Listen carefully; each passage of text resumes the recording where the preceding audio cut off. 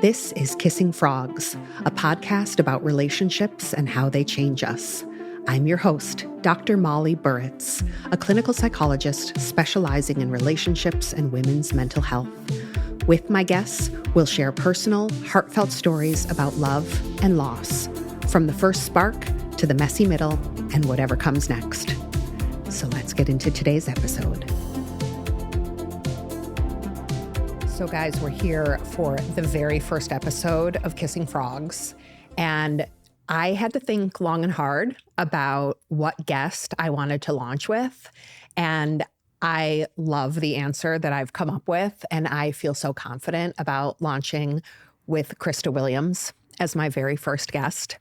Krista is the host of the Almost 30 podcast, and she's been doing that for like 10 years.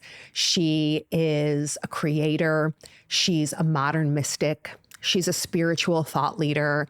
She's an extraordinary person. Her podcast was really groundbreaking in that it helped people sort of define what it meant to come of age in your 30s.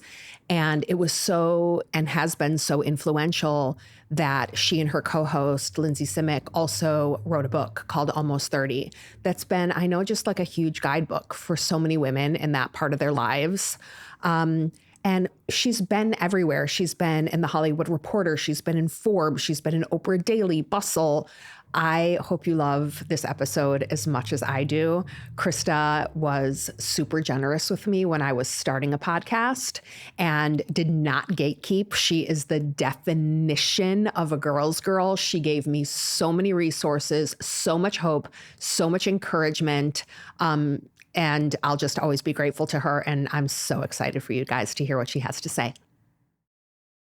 So this is a real full circle moment for me. I'll share personally for you and the listener that when I went on your podcast and I was invited onto your podcast, it was a huge experience for me, a huge experience. I always say there's like 3 people whose podcasts that I've been on that really transformed how I look at myself and how I look at the potential and what's possible for me and where like I am meant to be in the world. And there was a way that you welcomed me when I was on Almost 30, your podcast that you've been doing for 10 plus years, right? That really allowed me to kind of step into a really magical space that you held for me. And you were so vulnerable on that podcast. So I'm truly, really grateful that you came to do this. I wouldn't want to be anywhere else. And that means so much. It's so interesting. I think a lot of my work resonates with like therapists, healers, teachers, coaches, because it's like people of service and like people that are sensitive, people that are empaths, people that are attuned. But when you came, I mean, I literally was so grateful it was you. I just remember thanking God. I'm like, thank you, God, that it is this woman, because I was struggling so much that day.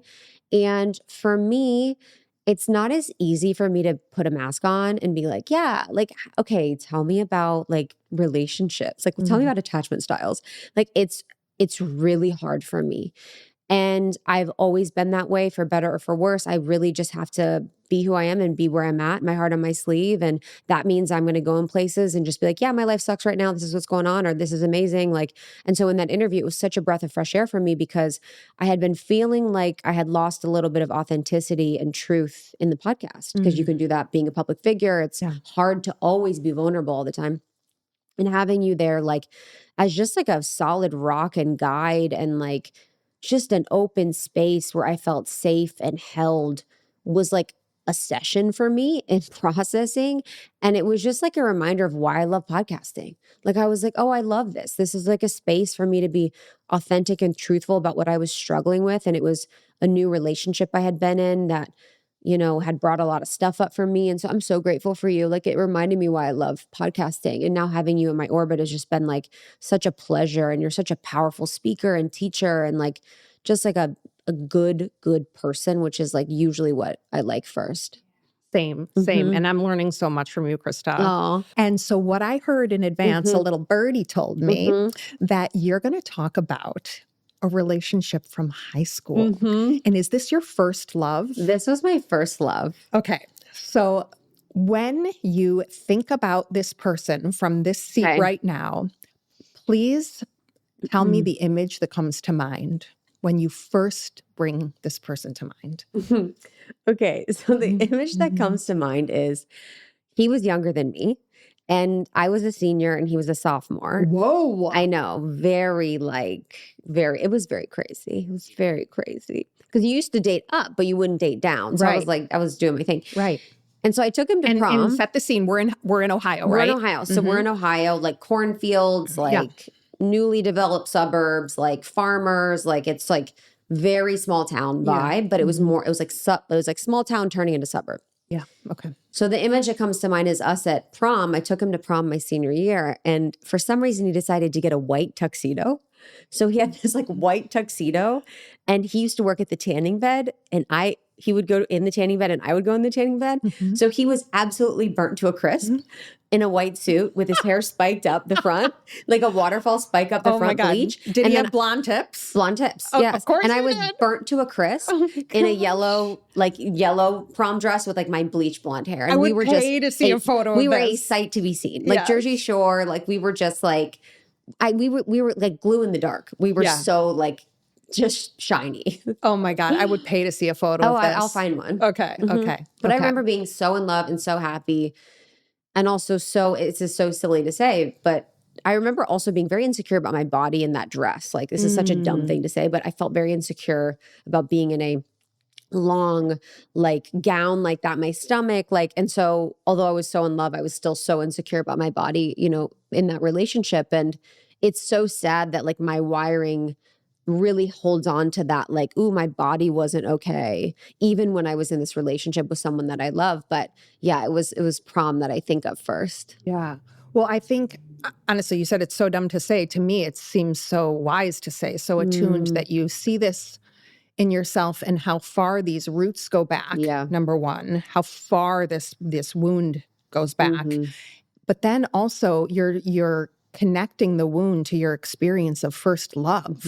That even in this celebratory moment with this person who you loved, this wound was still gaping, you know?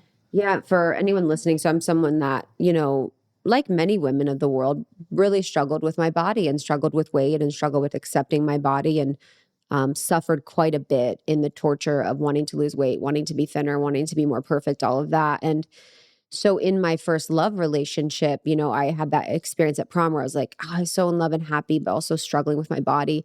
And it's so interesting because one of the memories with him that was like the most prevalent for me, I'll never forget, we used to sneak out all the time.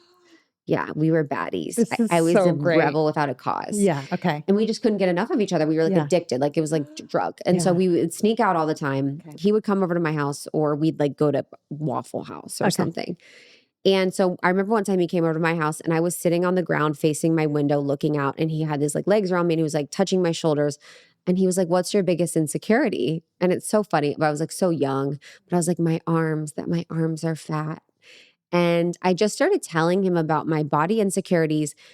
And it was the first time in my whole life, I think I had opened up to anybody about my body insecurities, even though it had really been a loud voice. And he just was so loving and so kind and so compassionate and was such a safe space for me. And it really like changed something in my brain about finding safety with people and about finding safety and vulnerability. And it is silly because, you know, there's deeper things I've discovered in my healing journey of wounds. But at that time, the voice of my body was so loud for me to share that with someone was like so radical. And I just remember this relief of like, oh my God, I'm safe. Like this is safe. It was so beautiful. Yeah. It's like it's a moment in time that captures the healing power of connection, you know? 100%. It was like, and it was such a harmful relationship in the end because I was so codependent and obsessed, but it was such a healing, beautiful relationship, you know, that we had. And the reason why I wanted to do my first love was because I've been in, you know, many long-term relationships. I would say 4 to 5 long-term significant ones. I was married and with someone for 10 years. And I have been dating ever since. And it's been interesting because what I thought would be more so my ex-husband wound comes up. I still have these wounds related to my first love. And, you know, I was like processing something in therapy, and we were kind of going and doing some parts work. And it was like, okay, what do you think of when you think of like fully letting yourself be held in relationship and like fully being in partnership and having full safety? And I was like, oh, that's not safe. And it wasn't with my husband I was going back to. It was like him. It was the first person I felt safe with romantically, emotionally. And then to have that ripped away from me, like still creates a wound of like, this is not safe. And then the second thing that came up was, it's funny, like when we broke up, he broke up with me.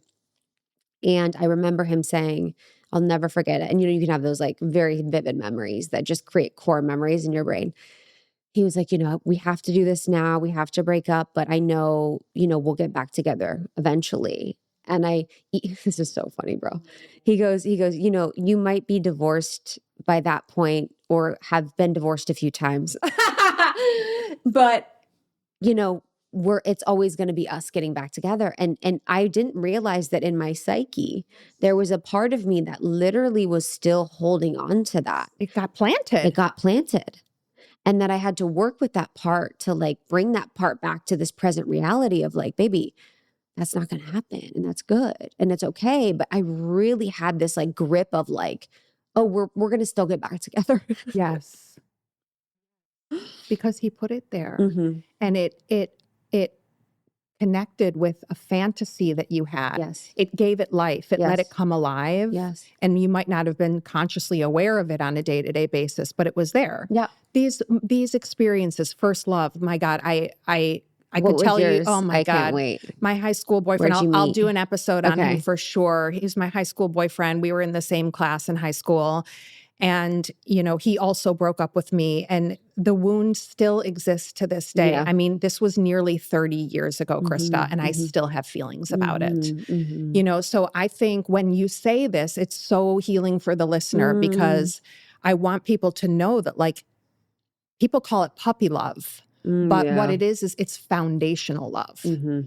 People always say, oh, well, it's just high school love. People really dismiss it. And to me, it's the opposite. Mm-hmm. It is so important. It is so foundational. It is the template that everything after follows. Mm-hmm. And so I think, you know, we hang on to these experiences unknowingly, and they end up showing up in our lives later. I certainly know mine have. Yeah. I also realize now getting older, you know, he was so important during a time in my life where I was struggling so much with my disordered eating. My home was crazy. My mom struggled so much with her mental health. My parents were in the midst of divorcing. There was like infidelity going on. You know, I was like sneaking out all the time. Like I was really struggling with my mental health. And, you know, he provided this like escape for me. Yes. And this place of like reprieve of life. And I just remember, I mean, my brain was completely taken over. Like the druggiest of drug, fentanyl, like would not compare to how much I obsessed and thought about. And like, you know, I would always say too, I like dissolved into him. Like I literally was like, gave my college career up. I was going to go to another college that was further away. And I'll never forget, because he was in my hometown, he was younger. Mm-hmm. I was in the laundry room with my dad and I was talking about college. And I was like, I have this college I got early decision to go to far away.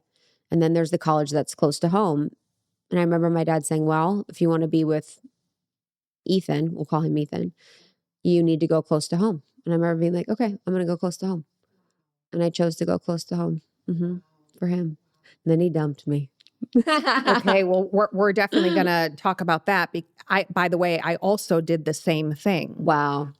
Although I never admitted it to anyone, I had various options for school, and I was always extremely academically inclined. So where I was going to go to college was a huge deal to me, okay? And I was either going to go to Emory University in Atlanta. I applied, didn't get in. It's all good. It's all good. Or Boston College in Boston. Okay. And I really wanted to go to Emory, It's beautiful. but I thought that my boyfriend was going to end up in New England. And so there was no commitment that we were like going to college together. Like I didn't know what was going to happen. And that was such a big part of my uncertainty and my anxiety because had never been discussed what was going to happen when we went to college. But I chose BC over Emory truly because I thought I bet it's going to be closer to him. Yeah. Like a huge life decision. Like, you know, what's so weird about this is that, so I chose the school that I originally early decision to go to was Auburn in Alabama. No one from my hometown went there. Nobody knew about it. I had a random whim. I was like, let's go to Auburn, visited Auburn. It's stunning. It's in Alabama. My family's like, sure, man, if you want to go to Alabama. I'm like, I don't know why I want to go to Alabama. So the college that I really originally early decisioned to go to was actually the college that my ex-husband went to. And I knew a mutual friend of ours went there that I visited in college. And so we met in college. And so if I would have gone to early decision, I probably would have been with my ex-husband earlier. Yeah. So it's very weird that like there was like a little detour of like my life and a delay. You know, we ended up dating years later after college, but I'll never forget that. It was like, because I saw a psychic one time and she's like, you know, you have already met, this was before I'd met my ex-husband. She's like, you've already met him. You were supposed to be with him earlier, but you had like a timeline shift and now you're not and you'll be with him soon and da-da-da-da. And I was like, I have not met him. Shut up. It was like a psychic told you that. I had this psychic in Chicago when I was in my early 20s predict my entire life today. And the whole time, I mean, I just like say whatever. So I'm like, you're insane. I'm like, that's not true. I hate New York. I blah, blah, blah, blah, everything. I was like, that's literally insane. And everything was true. Wow. You'll have to give me their number. She disappeared. The best psychics usually disappear. I swear to goodness. Gosh. All the audience has asked me for this. Her name is Janet. She was in Chicago. All my friends went to see her after this and she literally disappeared. I have no idea where she is in the world. Wow. Yeah, no idea. Wow. She was like a poof. Oh my gosh. She just told me all this stuff and poofed away. It's almost like the perfect ending to that story. Like, it was crazy. Yeah. Like it was just like, yeah, it was very wild. And then she was gone. Yeah. Yeah. Okay, so let's go back to Ethan. Okay. So you describe this like huge dopamine hit, falling in love feeling. What did this end up sort of costing you? So we dated, I think for, let me think, maybe a year and a half. And what it costed me, you know, when we broke up, I remember the last months before we had broke up, I was so codependent. It was so crazy. It was so sad. Yeah. What did that look example, what it looked like. Oh my God, it makes me so sad to think about. I was in my college dorm. You know, I was in college. He was in high school. Yeah. And if he didn't call me on the way to school every single day, I would bawl my eyes out and I would just be so upset. And I'd be like so sad that he forgot about me. Like I just was beyond. Like I needed constant contact. I needed constant reassurance. I just was like this obsession. I would go home all the time. Like it was like what I was requiring from him emotionally was just too much for one person to bear and hold, and especially someone that's in high school. And so I remember just feeling so off kilter, so scared, so like disconnected. And because I was so obsessed, and you know, a lot of the work that I do is parts work. So I talk in parts language, but because this part was so present, that felt so scared, it was only focused on this connection. I didn't really make as many friends my freshman year at the beginning of the year as a normal person would. Yeah. Because you were preoccupied. Literally, all I cared about was like, did he call me on the way to first period? Or did he call me on the way home? Like, that's literally all I was caring about. So I didn't have as many friendships. And it just kind of made me sick and it made me insane. And I remember when he broke up with me, the time that I spent looking at his Facebook, looking at his statuses, researching his ex-girlfriends, researching their profiles, looking if they had been at the same party, like most of my mental energy and space was spent in detective mode. Tons of it. Like I made myself insane just researching, okay, they're at the same party. Is she there in the background? Okay, wait, now he's talking to her. I wonder about that. Okay, you know, his status said this, she said this. Like I just was an insane person and I had lost my mind. And at that period, I literally became it was the deepest depression I've ever felt in my life because it felt like I was dying, you know, drug drugs are coming down. And body stuff came up again too after we broke up, where I'll never forget. I was like, I'd always been dieting. My whole life was like a diet, just like a ring around diet. He broke up with me, and I remember thinking to myself, like, I literally do not care what I look like. I don't care about my body. I don't care what I look like. Like, I just stopped caring. And it was so funny because I was like, I'm going to get huge. I'm going to get fat. I'm going to get disgusting. And I don't even fucking care. I did not care at all. And it was so funny because it was almost like that relief was the first time in my life I wasn't focused on my body. Huh? And I was so depressed about their relationship that I actually ended up losing too much weight because I wasn't focused on eating or at all.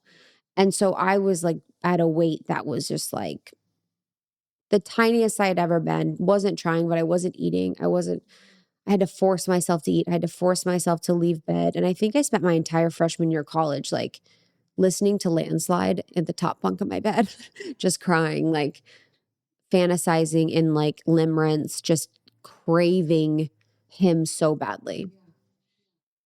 You were so deeply attached to him. So In part because of the feeling of falling in love, which is so compelling. Yep. Like, I have done so many unwise things because of the feeling of falling in love.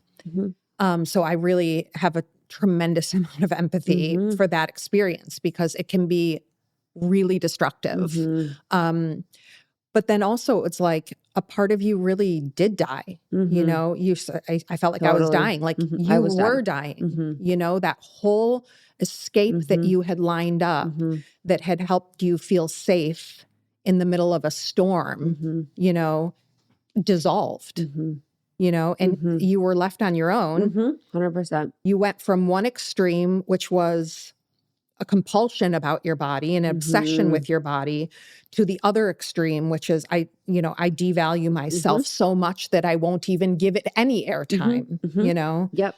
And you had only known two ways of being, both of which the true authentic value for yourself isn't showing up in either of those approaches. Yeah. And I'm like, there's no like mothering or care, to myself or taking care of myself or feeding myself. Like, I didn't understand self-care. Like no one knew what self-care was. Like self-care was going for a massage, basically. Yeah, exactly. And I didn't still then. I was in college. I'm like, I didn't know what this meant. So I didn't know how to soothe myself. I didn't have anyone being like, feel it out. Or like, right. I didn't have a therapist. No. Like, so I was the lowest I had ever been. And I just remember like, oh, I can't, like, what is still so crazy to me is this is still a neural pathway in my brain. There is nothing I've ever been more sure of in my life than me and him. I swear. Still to this day. I've done so much. I have amazing relationships. I've been in love. I love my friends. I love my life. Maybe my sureness of God. But like I literally was like, we will be together. Like it was like so crazy. And so to lose that and not have that was like, what? Like, what is life? Like, no one is safe. What is like? And I think afterwards, I got into a relationship like, I think like 8 months after, which was short for me because I was a relationship hopper. Like, I don't think I was single ever in my life. And so I got in a relationship 8 months after. And I think I just made that man's life hell because I was so hurt and I was so avoidant of love and I was so afraid and I was so scared. And this man that I dated was like so emotionally available, so sweet and so attuned and so good to me. We struggled, to date in college and all of that. And there was like some infidelity and whatever, but overall, like this poor man, like I just was so not ready and unavailable for love. And I think it took me that entire relationship to realize that like I had been so wounded that I had not let him in. Like it was only at the end of our 5-year relationship that I was like, man, I never let him in because he was after my love that hurt me so badly. And I didn't know how to heal from. Something I am learning about love even now as we go is that when there's a wound that is unresolved, Mhm. I feel like we want to put the pain someplace else. And like it was pain that was in you that Mhm. you couldn't contain. Mhm. And the only place to put it was in him. Mm. Like you gave him the Mhm. experience Mhm. that you were having on the Mhm. inside, Mhm. Mhm. totally unconsciously. Totally. Yeah, it's sad to think about. I'm like, oh, I think when you become conscious and you do the work, it's so beautiful because the goal is compassion for yourself and others. But then you kind of see yourself and you're like, oh, like I remember I haven't done plant medicine a lot, but I did ayahuasca years and years ago. And I remember in my ceremony, it brought me through all the heartbreak I had caused every man in my life. And it was fucking brutal, Brutal. brutal. I was like, ooh, like, man, I did a lot of stuff without knowing, and I hurt a lot of people without knowing it. And, I think it was even a couple months ago, I was telling you about like, was me realizing how deep the wounding was from this of my original imprinting of love and relationship. And it's still something that like I have to work with the parts of me that were impacted, you know? When I think about like, I have such a sweet image of the teenage version of you. Mm, When you call up that image of you, mhm, I just find myself wondering where your mom was mhm, and like what you wish she had said to you when you were heartbroken and away at school all by yourself. Like, mhm, you said, nobody talked to me about it. I didn't have a therapist. I didn't know how to share it. Like, what do mhm. you wish you had gotten at that time? I'm just it's hard to think about that time because we are just have so much resource now. I'm just like, goodness gracious. The list, like the way that I heal now, I'm like, great, call this person, do this thing. Here's the formula. We got it going. Let's go. And then back then, I mean, gosh, I just wish someone like looked me in the eye and was like, you're okay. Like, this is like, it is gonna be okay. Like for me, I'm all about attunement. Like Mhm. I just like energetic attunement is most important and paramount over even words. Mhm. So just having someone's body be energetically attuned to me would have been everything to me, just for me to know and for me to understand. And um my parents were getting divorced at the time. So they were in their own Yes. thing and they were in their own. And I love my dear mother. We're close now after struggling for quite some time. And it's almost like because I don't really know if her lexicon could have said something, I'm almost like, I don't know what she could have said. Hard to You know what I even mean? I'm like, imagine. I don't Yeah. even really know like Yeah. what it would have. But I think for me, just having body to body attunement because my body was just going from drug withdrawal, like a Yes. true, it literally, I was in bed, like this is a drug Yes. withdrawal. Yes. I remember like being like, that feeling where you're like stomach and you're like wanting to throw up. Yes. You're crying so hard. I was just like that so often. And yeah, no one tells you about relationships. No one tells you about love. And, I love myself for the fact that could love that deep. And I don't know if my parents have ever loved that deeply. No shade, but I have a different capacity for love. I have a different capacity for feeling. I have a different capacity for connection than they do.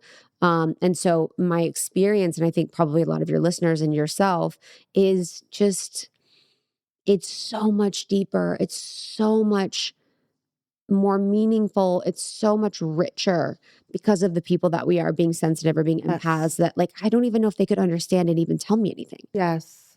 Yes. And then because it's so much deeper, it hurts so much Oh yeah. more. Mm-hmm. Because I talk to people about their relationships all day Yeah. long. And not everybody knows this form of heartbreak, Krista. Interesting.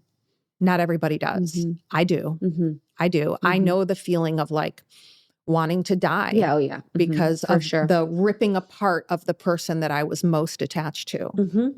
Mm-hmm. And in part, it's deeply rooted in like the nature of that attachment for me, I feel like is in part so strong because it's making up for something that was never there that I wanted Totally. so Mm-hmm. badly, Totally. Mm-hmm. So it's just so dependent, Mm-hmm. and that's starting to change over time. I'm starting to understand the Mm-hmm. experience of loving someone with the same magnitude, but not as much dependence. Oh, I love that. That's been a huge lifelong journey for me. Like, and I've been with my husband for 18 years.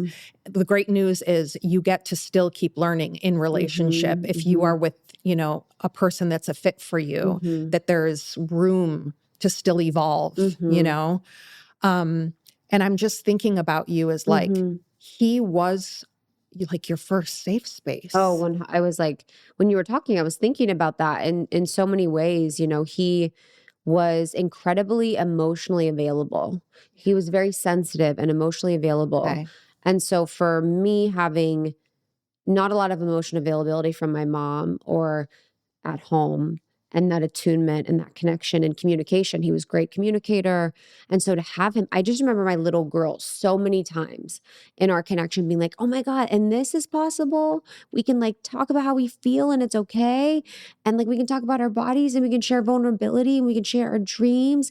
And like we can like do all this stuff and have fun. Like I just remember her being like overjoyed over and over again. And also too, he was like my first safe space sexually. Like I had had sex before and had horrible experiences, and he provided like a safety there that I had never had. So there was that level too, where I was like, oh, I'm supposed to like this. And like, I can, like, oh, like this is safe and we are connected. And like, it was like just so many learnings that he really offered me. And, he was an amazing boy. I don't even know if he was even a man. But he was an amazing boy for that.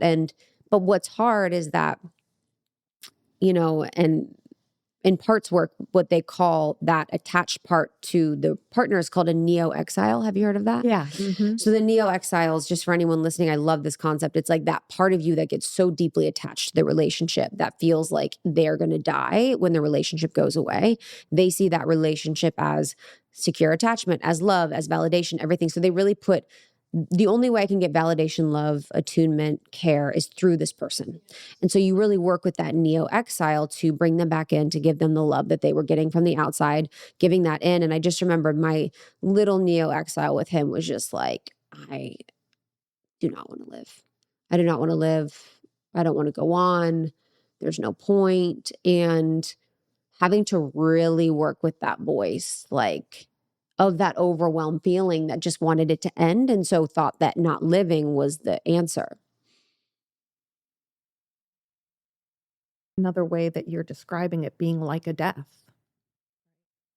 So much like a death that you wanted the sort of reality to match the way you felt on the inside. Yeah, so true. Yeah, so true. Why did you guys break up? My high school boyfriend. I wish I knew more, but I went off to college, and he, even though he was also a senior, he was an athlete, and his dad wanted him to do what's called a PG year, a postgraduate year at a boarding school, so he could get more athletic experience and build his body more so he could get into a better college. So he went to a boarding school and I went to college.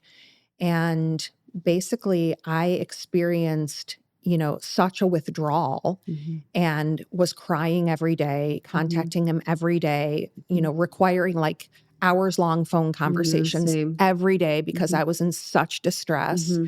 And I think it was just way too much for him. He was trying to open a new door and have a new chapter, and I wouldn't let him close the door on the one that he had. And he breadcrumbed me along the way. And I remember I'm going to ask you about the breakup, but I remember I went home for Thanksgiving break. And my whole life was designed around, I get to see Jeff over Thanksgiving break, and we're going to spend every waking moment of 4 days together. And that's all I wanted to do. I didn't care about seeing my family. All I wanted to do was be with Jeff. And I saw him for about 2 hours the entire break. He did not make time to see me. Wow. But he didn't break up with me at that time. So he just did all these things that led me to feel the feeling of him pulling his love away from me. Right. And I was really in despair, in total despair. And it was basically like this gradual thing until one night at like a party, I like had a few beers and kissed a boy, even though I was still with my boyfriend. And I was in so much guilt and shame about it that night I called him and told him. And I knew that I must have, now in retrospect, I knew I did something to bring it all to the forefront so I could confront the moment. Yeah. And he broke up with me for kissing a boy. And it was not until years later that I truly understood that he had already broken up with me. Totally. He just hadn't said the words. He really let it be my fault, you know? And I'll do a whole episode on it. And I understand that that's what he could do at the time. Right. You know, Right. I was a lot of responsibility for him.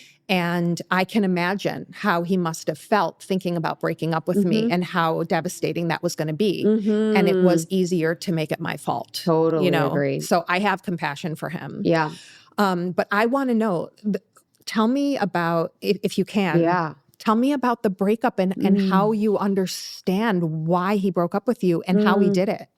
So I was in my dorm room. I was like, the bunk beds were on this side. I was literally facing here. I was on my little flip celly because I had like a little. Was it pink? It was like gold and it was like tiny. So I was like on my little flip celly like this, and I was like flip. And then I was like, I think we had been struggling. I think we had been struggling since I got to college. I remember him being like, you're at college, you're going to be at parties, and sort of seeing the media representation of college and thinking that was going to be my experience. And that I was going to be at like wet t-shirt parties and like totally have whipped cream on my boobs and like natural lampoons, like national lampoons. I thought he was going to have like a crazy time, and it wasn't really like that. And so I think he was really struggling with trust and like confidence and all of that. So we had been in this phase where for a couple weeks it had been tough because he was feeling insecure.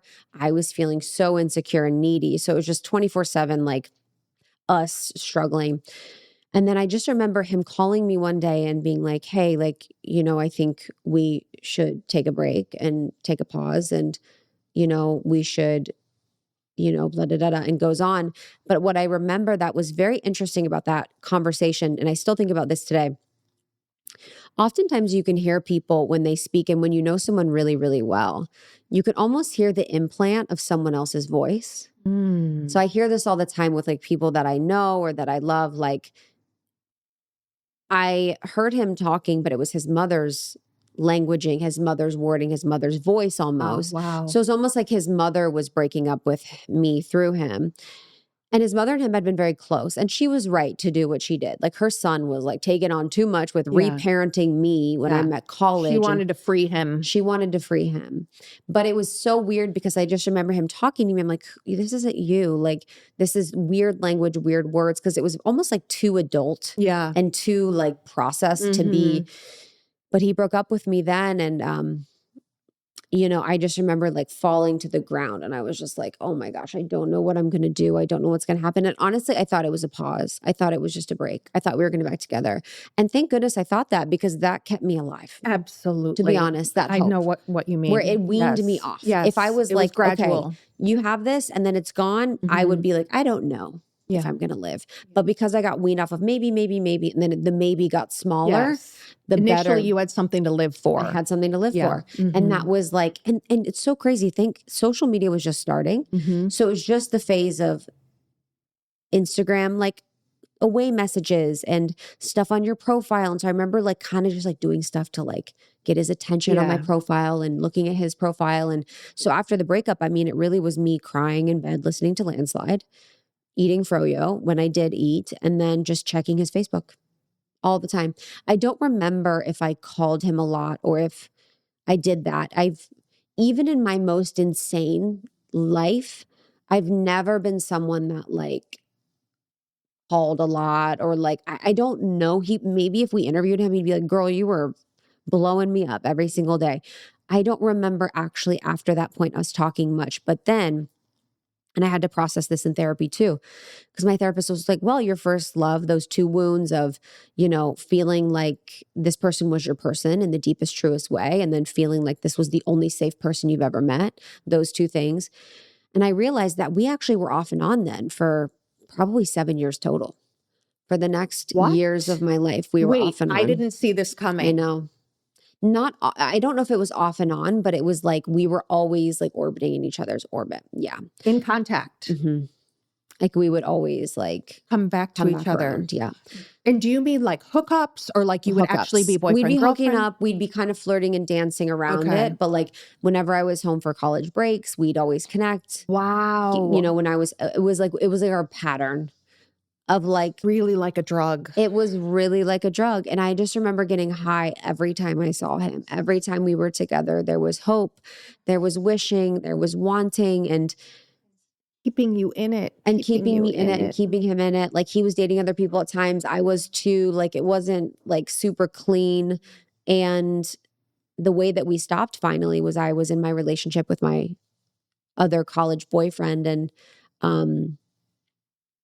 he looked at my phone and I'd been texting my college ex or my high school ex, Ethan. And we were like, I can't wait to meet up. Like we were talking about meeting up and being back together again. And that ended my college relationship. And then that ended. Your relationship with Ethan ended your college relationship. Isn't that crazy? Wow. The impact of this. And then I ended that relationship with, it was like, I was like, both of y'all need to be done. Like there was something about me during that time that had been caught just like a wind of a different type of clarity in my life that I felt and I was like ready for, and I was ready to move on from both of them. I don't know what that was. I don't know. Maybe it was the psychic reading. I'm like, that's the Holy Spirit. No, honestly, it was the Holy Spirit. There's been so many times in my life where I'm like, something's moving me and I don't know if it's me. Yeah. Where it's like, we're done here. You know, like we're complete with this. We've got to move on. But yeah, it was, so that also kept me in the loop of addiction of maybe having him in my orbit for so long. Of course it did. And you can't fully evolve and move on with your life if you're coming back to the same room that you were in, you know? Wow. Isn't that crazy? I've never talked about this. It's so funny. Thank you for telling me that. It's so funny. It's like the addendum or like the epilogue that nobody knew about, right? You know, I didn't realize it till I talked to my therapist. She's like, when did you end? And I was like, oh my God. And I had this moment thinking about us coming home, and we met in this parking lot one time. It was this parking lot in the middle of nowhere. And we were like talking in the car in this parking lot, and we'd just be like, it would always be that energy and that chemistry that we would have. Like we had this like magical chemistry. And it always felt like both of us felt like we're always like, we just always had this thing of like, we're always going to be, or like, we're always going to have something. Like, you're such a spiritual person, and you're a spiritually wise person, and you're a spiritual leader for so many people.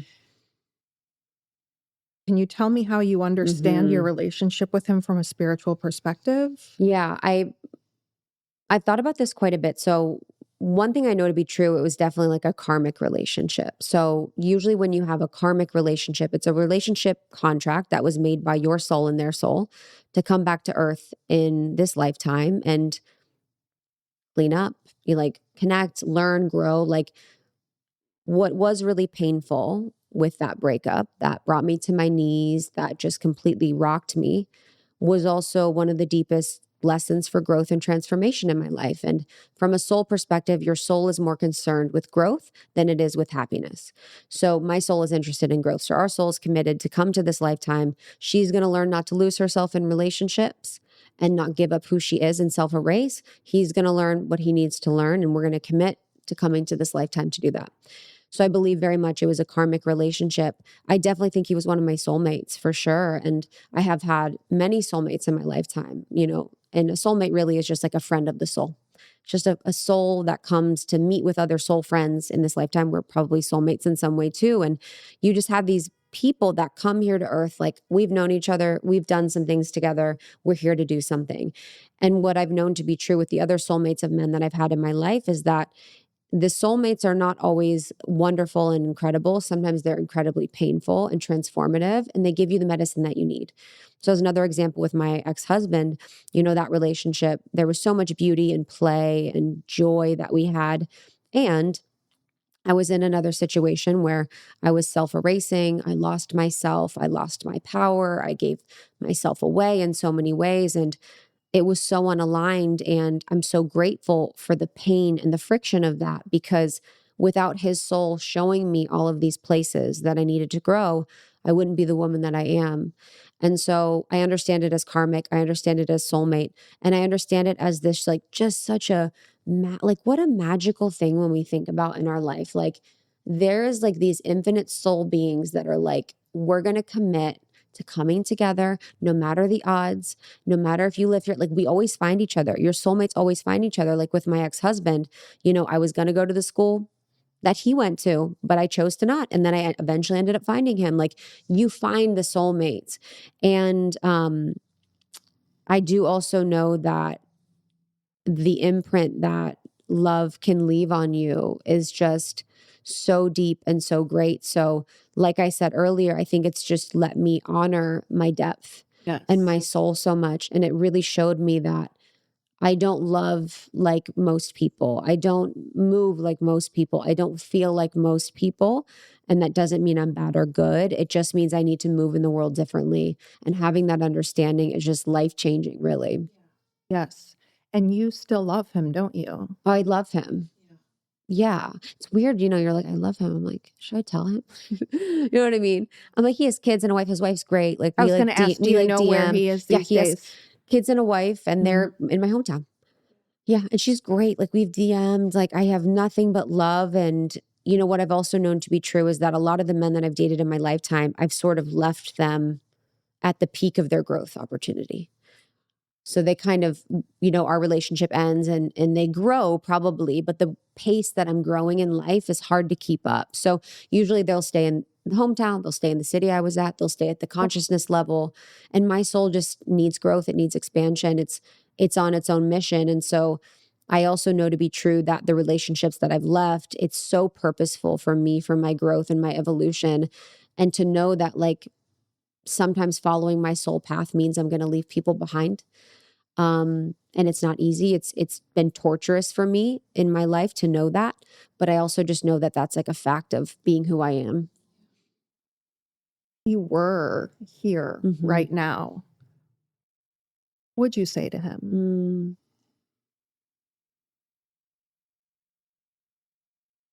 What did we call each other? Pooch. That was our nickname. We call each other Pooch. We're like, hey, Pooch. You both called each other that? Yeah, Pooch. Pooch was such I feel like that's meaningful that you had the same name for each other. Like, your name was the same. Oh, yeah, we were like, Pooch. Yeah, I had Pooch. Okay, this is funny. Pooch for him, Penny for another ex, and then P.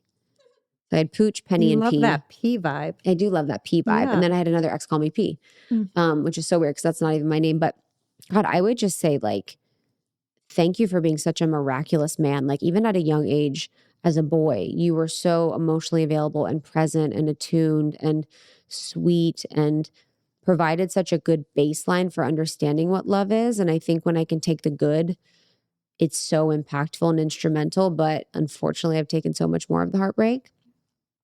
I don't really have any questions, or I think, it's interesting because with him, there's other exes that I have questions with. I'm like, how did you perceive this? Like, what did you feel? Like, I'm like, tell me, like, what was I what insane? Was going on from your side of things? Like, what was your view? But for him, I know that we had the deepest connection and deepest relationship. And I wouldn't really have any questions. I'd be like, I don't know. I'd be like, I just feel like we really were on the same page. And I honor the breakup, although it was painful. And it's kind of like one of those things where, like, I'm complete. Like, our souls did what we needed to do. And I feel complete with it, know? I'm thinking about what you said he told you, which is that we're always going to find each other. Yeah. And I want to offer you this because like that for anyone, I feel like that would linger, Totally. like what's going to happen in my life, And I feel like on some level, the most intuitive part of him knew that he was a soulmate. Yeah. And that you and he were always going to be connected and always will be. And it may not be literal. What he had, the language that he had was literal. We're going to find each other. We're going to get back together. But to me, what he was saying, the intuition that was coming from him is we will always be connected. Totally.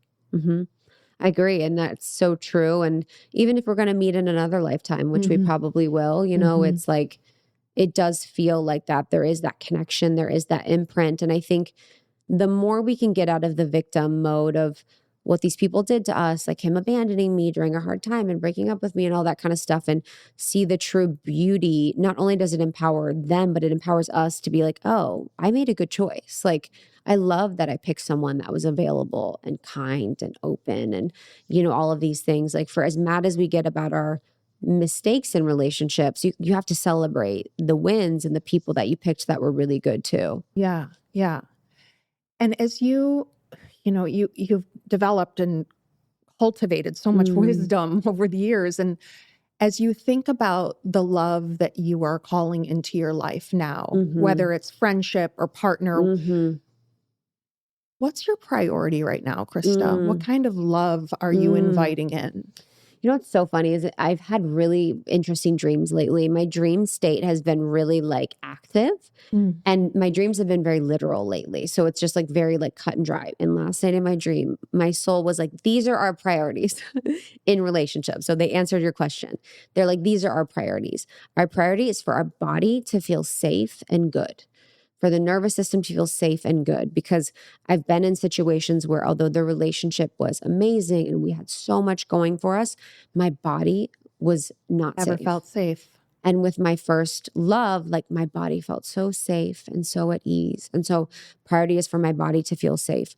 The second priority is I just want to know, like, other people can have different priorities, but I want to meet the person and be like, oh, you're going to be my person. Like, and I met that even with my ex-husband. Like, the first time he texted me after meeting in college, I was like, oh, this is my husband. There was certainty. I was like, we had just a text. I was like, this is my husband. And so I want a certainty. And then from yourself, or does it need to be mutual? You just need that from yourself? I think I want a mutual certainty. Okay. I know this could be a crazy fantasy, like, where women are like, oh, I want him to know. But like, I desire that. I would love for him I want him to see me and know, and I want to see him and know. Yeah. And just be like, our souls. And this is the thing, when you're a soulful person leaving a spiritual life, your life kind of works like that. It doesn't work like normal life. So your souls might be like, yo, this is it. Now we're starting this new path. Like, now we're moving along the way.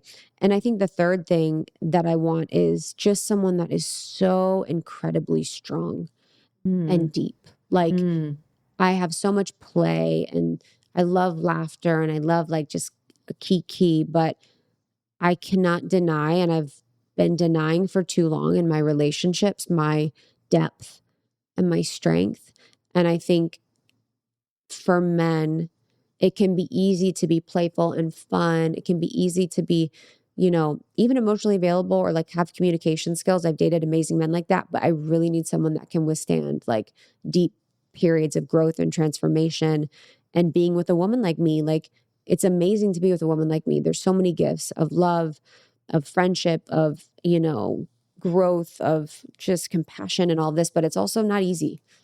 Like, we're growing and we're changing and we're evolving, and you want to be met there. I want to be met there. Yeah. And you deserve to be. I know. So that's what I would say. And that's what came through last night in my dream. And everything that you have cultivated in your life, I have literally zero doubt that you are going to get everything that you want and call in. It's what you have done with your entire life. If you look at where you came from and where you are, you have created the life of your dreams. And you are super clear on your vision for what you want and need. And I know you're going there, and you help so many other people, women especially, develop the vision, have the clarity, and take the aligned actions to express themselves, to live their most authentic lives. And there are so many things that you do, like your gifts. You have this podcast that speaks to so many. You have your book, Almost 30, that has, just been such a guidebook for so many young women. You are a speaker. You lead retreats to help people step into their truest selves. How do you most want to impact the world with all these gifts that you have, Krista? You do so much. Yeah, I think about that a lot because I'm trying to figure out how to make a sentence of the work that I do. Yeah. Like, what's like the thing? Because women will come to me, and it's almost like they'll come to me and, you have this in therapeutic relationship, like presenting problem or whatever. And then we have to creatively find like how to support them.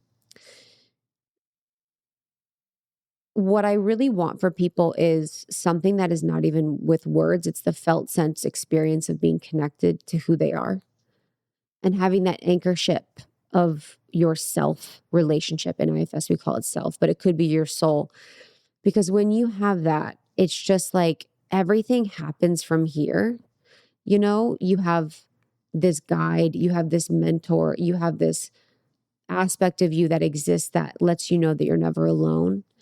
And when I finally connected with myself, like my true essence, like the soul of who I was, and found that secure attachment within myself, everything in my life changed. And it changed in a way that I didn't have to effort. I didn't have to try. My relationships got better. My friendships got better. I made more money, all of that, because I was then living from a place of alignment and integrity and authenticity. And so I want for everyone to find the connection to their self or their soul, the essence of who they are. And that's for material things. And that's also for the soulful and spiritual things that you can get from that relationship. And you're doing such a good job of this. Thank you. I was like cellularly trying to like slow you down and like absorb what you were saying. Yeah. Sometimes when people are complimenting or being kind to me, I will like close my eyes and just like feel the words and feel myself just receiving them, because I think cerebrally we can sort of like poo-poo the kindness that people offer us. Can be like, oh yeah, thanks so much. Like, or even my Ohio can be like, this old thing, like my life sucks. I'm horrible. And I can like talk shit about myself, or what I mean? Yeah. But it's like, what would make the greatest impact of something that like, that's my dream to hear what you said. It's my dream to be like, you're living in alignment. You have an amazing life. I'm like, yeah, you're fucking right. And I'm like, how can I allow this to be true and land in my body too, so that I can have both the conscious and subconscious understanding that like I'm doing good, for all the days that I don't think I'm doing enough, or I'm not enough, or I'm not successful, or all of that. Like, how can I have that land for me? I know that the listeners are thinking, how could she possibly even entertain a thought like that? You should hear the thoughts. The thoughts be thoughting, and they are, I was telling one of my clients today, I was voice noting her, she's going through something. And I was like, girl, I was just in that last weekend. I was like, I got you. I understand. I've been there, and I'm a good teacher and mentor, not because I know more than you, but because I'm willing to say, and I'm willing to go there, with what I've been through. Mm-hmm. And it just goes to show that you can't always trust what your mind tells you. Oh my gosh, if that's anything. Yeah, but you can trust what your soul tells you. Totally. And they're totally different. Yes. Totally. And that's what you're trying to tap into. That's what you're helping people tap into. That's what you engender and bring forth in people that you work with. It's like going beyond the mind, because the mind has the stories, the mind has the illusions, the mind has the lies, but the soul, and that's part beneath it. And I pray that everyone in your audience has had a moment or two in their life of soul, where they had that anchor ship of like, oh, I remember that moment. I was in the grocery store and I had this voice, and I heard this calling. God, I just pray that everyone has that, so that at least they can have one point of reference for how they can move in their life, and how beautiful it can be to be in collaboration with this infinite aspect of you that knows the way, that knows the path, that is the best guide you will ever find. And especially for women, I pray they can find that, because that is usually their greatest gift and their greatest service, is that soul connection. And I know so many of them are thinking, how can I have more of this? How can I experience this? I know you have 2 really special retreats coming up. What can you tell the listeners about how they can access you and reach you? How can we support you, Krista? Oh, I love you. My one-on-one work, coaching. I'd love to work with women one-on-one. I usually work with women that are like on the edge of breakthrough. Like if you feel like you're like, I feel like I'm on the edge of something big and I don't know what it is, but I'm going somewhere. I got you. And then my retreat. So I have True Essence, which is in Italy this year. It's connecting with your soul, connecting with that true essence. So it's going to be with women. So beautiful. I love the women that I work with and support. And then I have Fully Expressed, which is a 2-day immersion in Chicago, helping women become fully expressed in their voice and become fully heard. And all of that is at itskrista.com. Yeah. I know people listening will be logging in and finding ways to access more of I you. can't Because wait. just being around you is really soul giving. Oh, I love you. I'm so honored that you came and did this with me. I'm like I have a car ride home and I'm going to be pondering. I'm like, me too, girl. yeah. Me I'm like, too. wow. I think with the pondering, I want to like pray. I want to like turn my ponder to pray so I can kind of move the energy. Yeah. Thank you for that guidance. That's good guidance. I want to do the same. Yeah, I agree. I was like, wow, that was good. I got some things to think about. I'm going to make a reel of that. I was like, that's my real topic. Okay. Well, we'd love to have you come back anytime, Krista. I'm here. So glad you're this here. This is my new office. Yeah. Thanks all for listening. I'm Dr. Molly Burritz. This is Kissing Frogs, and that's our time for today. Thank you so much for listening to today's episode of Kissing Frogs with Dr. Molly Burritz. I want to hear your thoughts on it, especially if you loved it. So please leave a comment on Spotify or rate and review the show on Apple. Don't forget to subscribe while you're there. And if you think that a friend would enjoy this podcast, please share the episode with them. That's the absolute best way to help the show grow. You can find me on socials at Kissing Frogs Pod and at Dr. Molly Burritz. That's DrMollybUrrets. See you next time.